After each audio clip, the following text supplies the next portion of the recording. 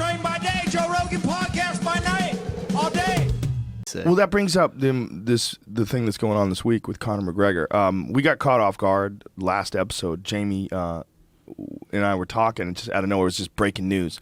And Jamie brought it up that Conor announced his retirement. And I said, I thought he was trolling. You and I had the exact same reaction. Yeah. I was like, he's trolling. He's I was like, around. no, look at this. It's all weird. He'd be more eloquent than that. He would have put it out better than that. But and then the news started coming out. And I also started thinking, well, maybe something happened in training, or maybe it was because of that guy that died recently. And people were saying, they were shocked that I didn't know the full details on the guy's death. Honestly, with things like this, it's going to happen, and it's unavoidable.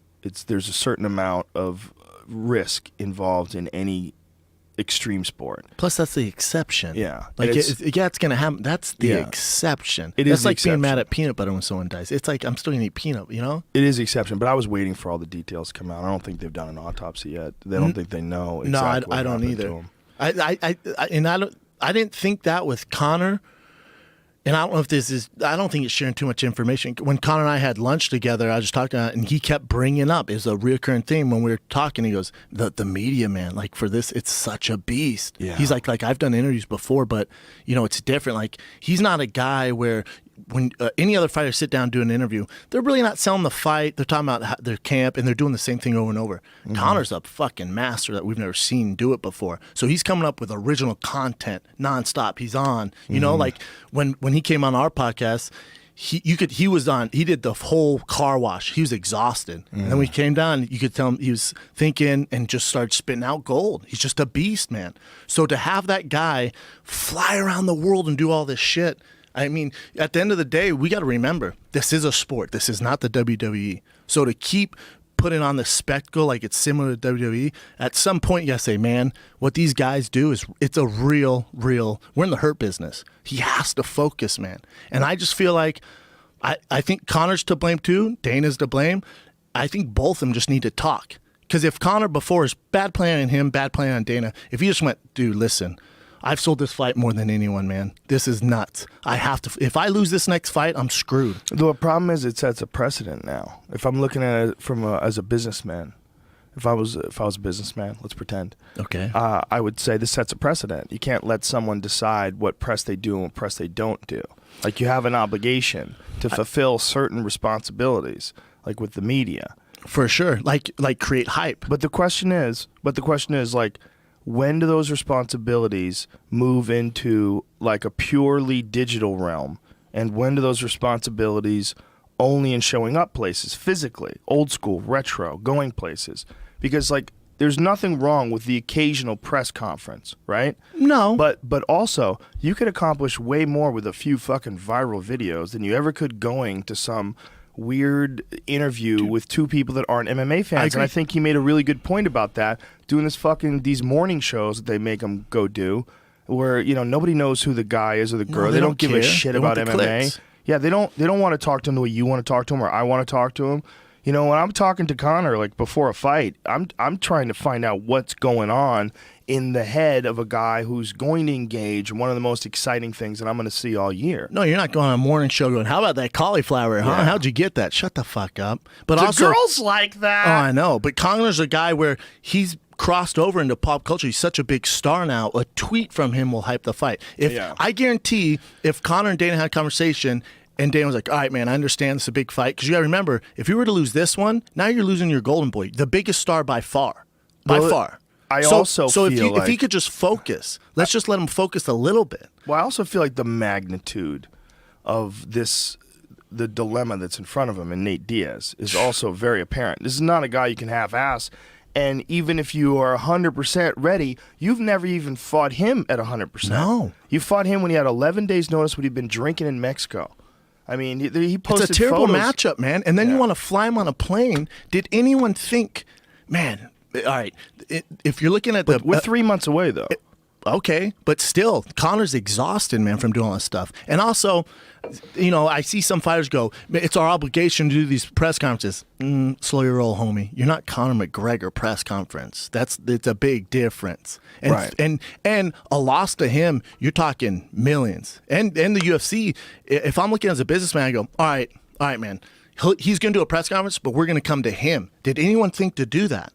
Well, first of all, Conor is one of the most charismatic guys, seriously, of all time in all of sports. No doubt about it. I mean, he is a fucking marketing machine.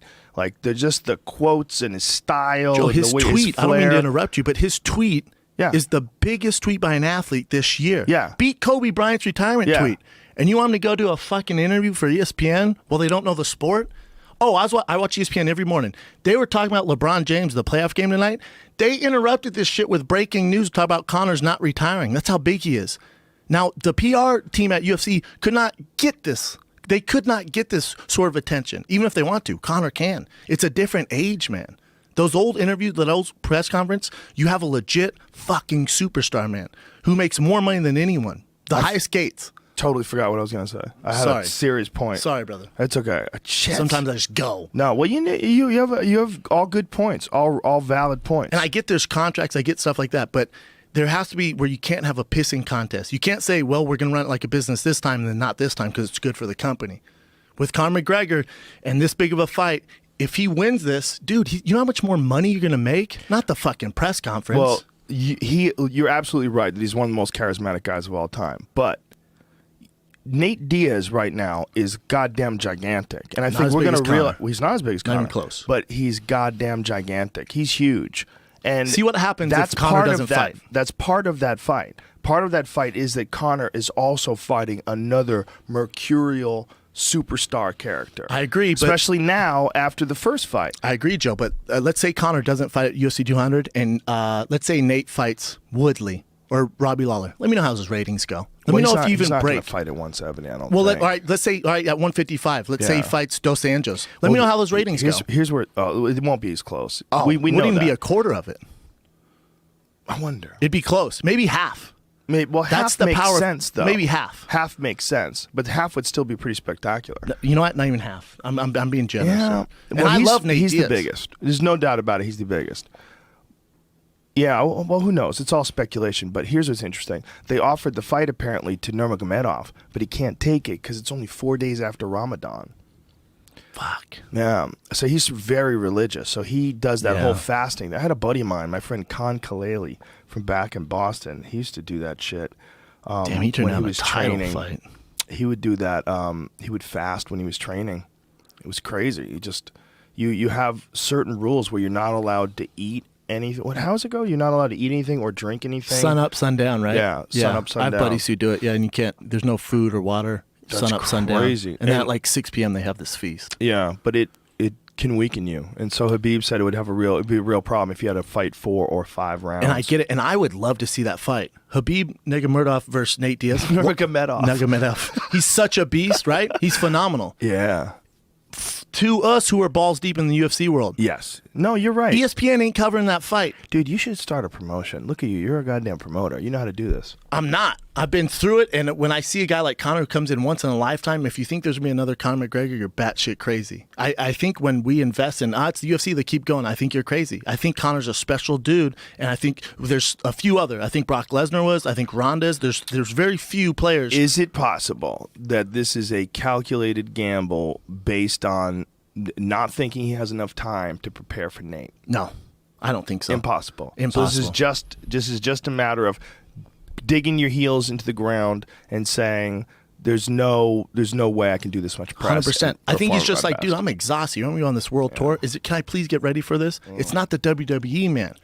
Go ask a major superstar, LeBron. And I know you think it's not the same, but LeBron, any of these guys, these superstars in sports, Ronaldo, go on these world tours, not get paid, sell the fight when they're like, wait, but my social media will cover way more than this. Go fuck yourself. But we have no one fighting. Like he can't say anything. You say anything, look, you got pulled from the card. So more is not better.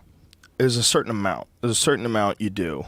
At a certain amount, you're doing it for the UFC. You're not doing it for the Conor McGregor brand. You're not doing it for the fighters brand. You think by him going to ESPN, he's going to get, what, more followers. But do you think that there's certain consideration that like it looks good to have fighters show up on like ESPN? He's been there. He's Right. on breaking news. He's been doing it. Maybe the week before do it. But when he wants to prepare for a camp and you have a guy of his magnitude coming off a loss and he's like, man, I really think doing all this press and all this stuff has fucked with my capabilities to be a fighter. I need to get back to that. Will you please let me focus? Makes and I've already sense. hyped the fight. It totally makes And sense. I get, well, you can't have exceptions. No, motherfucker, you can, because you do make exceptions. Well, here's because you another have thing. certain people in the UFC roster where they can't, you know what I'm saying, where they pick and choose when they fight or who they fight. There are exceptions. Right. And here's another thing to take into consideration. One of the most important things that any athlete does while they're in training is get proper rest. It's one of the most important things. And what fucks up when you go traveling all the time? Your rest. It's the number one thing that wrecks you. You know, I mean, think how much you travel. Dude, I just flew in from Seattle this morning. It's nuts. I got up at 5 this morning, flew here, got right off the plane and drove right in here. Yeah, that's what happens, man. Your body gets your immune system gets jacked from that. It's not good. I just think I think this is great for the sport. It's a good discussion to have because now future superstars will say, all right, I'm only doing this many interviews this much before the fight. Well, maybe doing all there's- this ain't going to happen. Maybe there's a debate. Maybe the debate could be held as to like what's the amount that you need to do, what's the amount that you should do. You know, like how do you have it set up, and what would be the best way for the performance of the athlete, the consideration of their time and focus to put 100% effort into something, not leave anything on the table because they really weren't rested enough because they were or distracted too much because they were doing too much press. But who's it help in the end? The UFC and Dana White. Like, Well, it helps the pay-per-view. If they have pay-per-view buys and they get a percentage of the buys, it helps increases everyone. pay-per-view buys. It helps everyone, but right. But if the fighter, I mean, there should be there's a direct. If a fighter has a percentage of pay-per-view, which a guy like Conor does, yes, the more pay-per-view deals, or maybe he does at a title fight. We don't know what his deal is, so I'm talking. he gets out of my pay-per-view ass. buys for sure. I would assume, no matter what. I would assume. Yes. But so the more press he does, the more things get sold, the more money he makes. But in his point of view, like tweets and things that he's doing right now are getting more attention to it than any of these stupid interviews. You couldn't pay for this kind of publicity. And you can't argue with that. That's absolutely true. But the question is, like, where there should be like a contract, and the contract should state from X to Y, pick a date and time, I would be left alone. If USADA wants to get me, I'll be up in Iceland, freezing my dick off, throwing sidekicks. Come get me. I think this whole thing is a miscommunication. I see Dana's side and I see Conor's side, right? As a fighter, I definitely see Conor's side. I think it's just a miscommunication. I think if before all this came out, if Conor was like, listen, man, I can't be doing all this fucking I press. guarantee you if Dana was sitting right there, it would be no miscommunication. I don't think he would agree that it was a miscommunication. I think he would say that Conor just doesn't want to do the press. And I think what I'm that he saying would to say you you is- got to do the press. And to me, that's a miscommunication. But I don't think it's a miscommunication. It's a disagreement. No, I disagree because I disagree, and this is why, Joe. Because I think after even though he fought Aldo, he expressed, dude, I need to chill on these interviews. He beats Nate Diaz, or he loses Nate Diaz again. He's like, dude, this fucking press is killing me. So he's been voicing it, and Right. I don't know if his camp has had the discussion with Dana, but at some point, Maybe they haven't. We don't know. maybe they This have, is maybe they total haven't. speculation. We would say Again, that they would have to sit miscommunication. down and come up with a schedule. Like, Yes. you got to leave me alone for 8 weeks. But what if Dana and Conor had a conversation right now, man to man, and Conor goes, listen, what I'll do, I'll film videos every day. I'll do this after my practices. I'll put all this social media out for you guys to create this fight. No one has the pull that I do. Right. And I can create this many views for you, millions and millions. No other fighter can. Don't pay me for it. Just don't make me travel. You don't think Dana and the UFC would agree to any of this? I bet they'd be open to it. It's interesting. Kevin Hart, he was like one of the biggest stars in the world. One of the biggest comedians ever as far as like sales and volume. Like no one even close. I mean, he crushes it. He sells out like, what did he sell, like 50,000 Stadium. plus Soldier seats? Field. It's nuts. Anyway, that's not important. What's important is he's like gigantic on social media, super active, and he does it all himself. So if he does a movie, like he'll do a movie and they'll say, oh, great, and you can use your 5.8 million social media followers and it'll boost up the movie. And it's like, whoa, that's mine. That's mine. No, if you want that, Yep. then we got to talk about that. He's the first guy I've heard doing that too. Dude, all the people that were in those movie meetings must have been like, oh, shit. Because then The Rock goes, huh? Yeah, because there's a giant difference between a guy like The Rock, like what he can do to sell a movie with social media, and the average person, the average actor. I mean, he's constantly on it. He has a dedicated, loyal fan base because he's really funny and self-deprecating. I follow his ass. Works hard. So he's showing pictures of his alarm clock. It says like 4:15 in the morning. Mm-hmm. He's up there fucking doing deadlifts. He's an animal, right? So a guy like that, that's a business on the side. That's his like, he's got a hype business as well as a business to promote himself, but he can also hype things. You know, he's Products, a promotion. whatever he wants. He can make money off that. Like which Kevin he is. Hart, when he does that, I'm sure he's got it worked. He was talking about it. 100%. He's got it worked into movies now. So it's like, oh, if you want a part of the Kevin Hart money machine that I put together, well, you got to give me something, bitch. Why should I gotta Conor be get any something. different? You're right.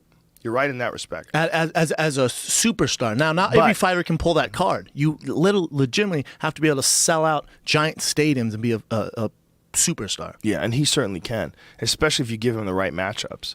You know, if you give Conor the right matchup at 145, like I think, honestly, I mean, I'm excited about this Nate Diaz fight because I like watching them fight. I like watching Nate Diaz fight. Nate. And I love the attention he's getting. But if I was in Conor's camp, I mean, I understand that he's obsessed and he wants to get right back at it.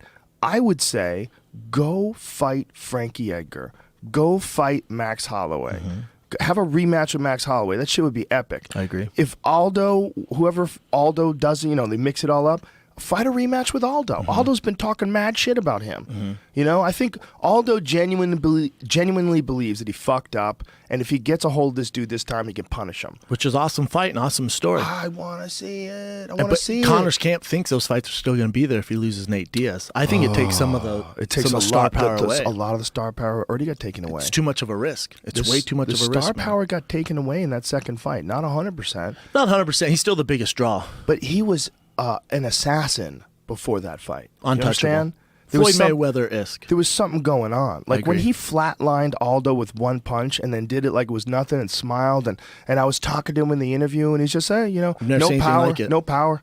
Just put it right where it's been. Never seen anything like it. Yeah, I mean the way he gobbled up the pressure and the way he controlled the shit talking. This is the thing, Joe. We've never had a guy of his capabilities and his mass appeal go, man, I don't want to do this. Like everyone else is jumping through these hoops. I want to fucking train, man. This is ridiculous. I'm already big enough. We've never had a guy really do this. He's also a guy where I think if he wanted to, if he was involved with the UFC, let's say Dana, which would never happen, goes, go do what the fuck you want. I'm sick. You go do what you want. He could sell out a giant arena in Dublin against Dada 5000 every Saturday.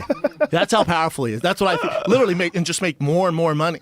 Well, I don't know about that because I think part of the excitement about him was building up to that Aldo fight. That was part of the man who would be king story, was that he was going to fight the longtime king. And when he flatlined the longtime king, he reached this level of legendary popularity that it happens once in 100 generations when it comes with fighters. Correct. There's this moment, this boom. How many guys reached that moment? Like when he flatlined Aldo with one punch, and then it was in 13 seconds, and the whole world was like, he fucking did it. The answer is none. He fucking did it. Yes, it's fucking crazy. Yeah, that was epic. But the luster gets taken off by the Nate Diaz fight. And if he loses to Nate Diaz, he's got a very good point that, you know, he can't lose because he wasn't given the right amount of opportunity to present or to prepare himself because he had to do all this press shit. Like right now, the Conor McGregor fan base and guys hugging his nuts, which I might be one of them, but he, you know, they're going, well, you know, Nate Diaz is way bigger and he kind of caught him off guard. Well, all that good, and there's a little asterisk, I guess, if you're this Conor guy. Well, now if he loses again, there's no more excuses. We're kind of fucked. There's no asterisk. Nate had 11 days. I'm not saying to that. prepare. I'm saying you could. You know what I'm saying? I'm not saying there is. Nate straight up beat him with 11 days preparing, sipping Coronas on a boat, and came and whipped his ass. I thought Nate was going to beat him just by, first of all, the size and length and deceptive boxing skills. That's what I thought. I was like, this is going to be the first guy that Conor's ever fought that's been in wars with like legends. I mean, he's been in there with a lot of fucking super high level dudes. He's a monster, man. He's a monster. I'm like, this is a big, big fight, and this is not a fight you want to take, even if he's not ready on 11 days' notice. You got to get ready for this dude. And his jiu-jitsu's off the chain, man. His jiu-jitsu is at a super high level. Chin. He's bigger than Conor. There couldn't be a worse matchup right now. Spars with Andre Ward, world champion, and Joe Schilling on a regular basis. I know, man. And his brother Nick. I know. Gilbert Melendez, Jake Shields. No joke. No joke. Dangerous fucking fight, man. It's horrible. It stresses me out. It's a fucking dangerous fight. But the guy who we're not talking about in all this is Nate Diaz. Because even though if Nate Diaz, and you guys can say whatever you want, UFC 200 is still going to be dope. I get that. That's all fun and dandy for the absolute fans. If there's no Conor, Nate doesn't make the same payday. You're right. So he gets fucked, man. You're right. And I want to see a guy like the dues that Nate has paid. Mm-hmm. And remember, the Diaz brothers were the first guys to go, nah, fuck that, man. I don't think it should be done that way. And you got to appreciate that, man. In a land full of fucking sheep, they were the first kind of wolves to go, no, fuck that, man. This ain't right. Well, they're also the first guys to put a ridiculous emphasis on extreme cardio. Yes. And it shows in their style. Yeah, I mean, like Nick doing marathons and triathlons. And it's funny, I keep quoting this, and Nick corrected me the other day. I said that he swam back from Alcatraz twice. He just corrected me the other day. He goes 5 times now. It's fucking nuts. 5 times. He swam from Alcatraz to the fucking mainland. They didn't think you could do that. They didn't think it was possible. That's why they put a prison there, because they didn't think people could swim. Well, this motherfucker is a stoner and an athlete. He's not even a prisoner. Don't lock that dude up. I'm gonna swim right the fuck out. How crazy if you have a bunch of guys like him in prison. But how crazy are people these days? Dude, they're doing things for recreation. Oh my god. The only guy who could bring Nate Diaz money is George St. Pierre. George St. Pierre. Yeah, now, I agree. I think we might be getting honey-dicked if George St. Pierre does happen to just show up at UFC 200. It's like, wait a second. Well, George has openly said that he wants to go through a camp and decide whether or not he could do it at the end of it. He's done it. Did he go through the prep camp? That's what I heard. When did you hear this? You got the inside scoop, dog. I mean, I know he's been training a shitload, and I know he doesn't care about belts or anything. He just wants to take the fight. You know what the holdup is? What? Reebok. That's awful. Oh. Well, you're George St. Pierre, sponsored by Under Armour, and then how many fights do you have? And Reebok's and like, yeah, here's whatever, 50 grand, wear these Reebok pumps. He's like, what the fuck? No, man, I'm George St. Pierre. So he's saying either the UFC has to make up for it in his purse, or Reebok has to make up for it. So I think it's a money thing right now. Really? That's what you hear? Is this an inside scoop? I don't know, man. I think we just scooped the shit out of this story. I don't know. That's what I hear. Well, I had been hearing rumblings of negotiations. But, it's one of those things you don't want to hope. You want to just wait. But also, he's the only guy who can save the card. Well, he would most certainly save the card. Oh, my God. You know what would be crazy? Would be him and Conor. I mean, that's fucking nuts. Him and Conor at Madison Square Garden? There's not enough seats there. No. There'd be full of just fucking... GSP versus It'd Conor. look like the Oscars. It'd just be a crowd full of celebrities. Regular folk couldn't afford the tickets. Especially if you get angry GSP. GSP that wanted to punish BJ Penn, GSP. I think it's going to be tough to bring him out, but yeah. Didn't like You talking about Rush? disrespect. You talking about Rush? Yeah. Yeah, man. Yeah. He was a motherfucker. Oh, GSP was one of the weirder guys because he was such a nice guy at all times. But when guys fucked with him, there was this switch that would go off in that head, and he would go on seek and destroy mode. And he was so good at it, man. When he fucked up BJ, Punished. he fucked up Fitch. You watch those fights, and you just go, that is arguably the greatest welterweight of all time. I agree. I mean, his ability to mix up the strikes and the takedowns, we never knew what the fuck was going on. His constant victories in the scrambles, and the BJ fight too, where he was punishing BJ. He wanted to punish him, and when he beat him down and didn't stop him, and then walked over to the wall and fucking punched it afterwards. That's the motherfucker that whoa, we need. yeah. Now, does he come back, or do we get that safe GSP? Because a safe GSP versus Conor, I'm not trying to see that. There's a long time gone. Who knows? Isn't it weird? We're talking about GSP and BJ Penn's coming back too. Yeah, well, I'm excited to see what that looks like, BJ's fighting Dennis Seaver, and he's been at Jackson Winklejohn's camp for quite a while now. Man. So I'm assuming they're not letting him cut any corners.